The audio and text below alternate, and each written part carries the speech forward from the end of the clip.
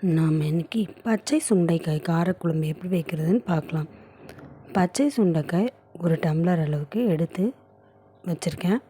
ஒரு வெங்காயம், ஒரு தக்காளி, 1.5 பூண்டு அளவுக்கு உரித்து வச்சுருக்கேன்.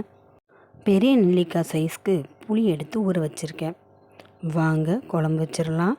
ஒரு வாணலில் நல்ல எண்ணெய் ஊற்றி வச்சுருக்கேன். இப்போ அதில் நான் இன்றைக்கி வடகம் தாளிக்கலை.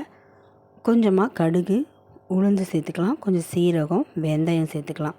வெந்தயம், கடுகு, சீரகம்லாம் நல்லா பொரிஞ்சு வரட்டும்ன்ட்டு அதில் வெங்காயம், பூண்டு, தக்காளி, சுண்டைக்காய் எல்லாத்தையும் கட் பண்ணி வச்சுருக்கோம்ல, அதையும் சேர்த்துக்கலாம்.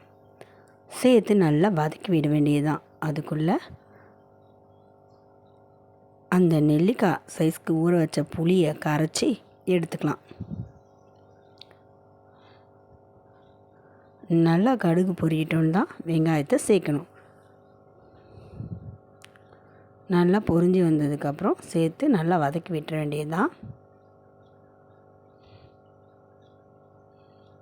சுண்டைக்காய், வெங்காயம், தக்காளி, பூண்டு எல்லாம் ஒன்று சேர்ந்து நல்லா வதங்கி வரணும். ப்ரௌனிஷ் கலரில் ஆகும்.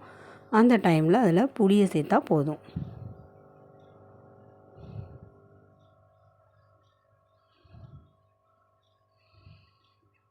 நல்லா வதங்கிருச்சு. இப்போ இதில் புளியை சேர்க்க போகிறோம்.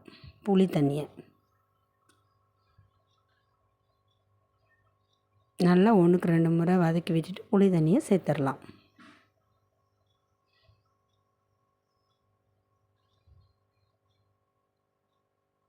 புளி தண்ணியை சேர்த்தாச்சு. இப்போ இதில் தேவையான அளவுக்கு உப்பு, மஞ்சள்தூள், மிளகாய்த்தூள், குழம்பு மிளகாய்த்தூள் 2 ஸ்பூன் சேர்த்துருக்கேன். 1/4 ஸ்பூன் அளவுக்கு கொஞ்சம் கம்மியாகவே மஞ்சள்தூள் சேர்த்தா போதும். நல்லா கலந்து விட்டு ஒரு தட்டு போட்டு மூடி வச்சு கொதிக்க விட்டுற வேண்டியதுதான்.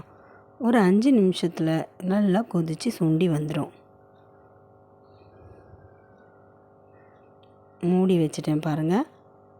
எந்த அளவுக்கு சுண்டு வந்திருக்குன்னு பாருங்கள். ஒரு 10லேருந்து 15 நிமிஷம் கொதித்தாலே நல்லா சுண்டி வந்துடும். சுவையான சுண்டைக்காய் காரக்குழம்பு ரெடி. நீங்களும் இந்த ரெசிபியை ட்ரை பண்ணி பார்த்துட்டு எப்படி இருந்தது மறக்காமல் கமெண்ட் பாக்ஸில் கமெண்ட் பண்ணிவிடுங்க. நாளைக்கு வேறு ஒரு ரெசிபியோடு சந்திக்கலாம். சுண்டைக்காய் புளிக்குழம்பு எப்படி வைக்கிறதுன்னு பார்த்துட்டோம். இப்போ சுண்டைக்காயில் இருக்கிற நன்மைகளையும் பார்த்துடலாம். நோய் எதிர்ப்பு சக்தியை அதிகரிக்க உதவுகிறது. இரத்த சோகையை குணமாக்க உதவுகிறது. சிறுநீரக ஆரோக்கியத்தை மேம்படுத்தவும் உதவுகிறது. இதய ஆரோக்கியத்திற்கும் இரத்த அழுத்தத்தை தவிர்க்கவும் உதவுகிறது. நீரிழிவு நோயை குறைக்கவும் உதவுகிறது. செரிமான ஆரோக்கியத்திற்கும் உதவுகிறது. இத்தனோண்டு சுண்டைக்காயில் இத்தனை நன்மை இருக்குது. அதை நம்ம சாப்பிட்டு தான் பார்ப்போமே.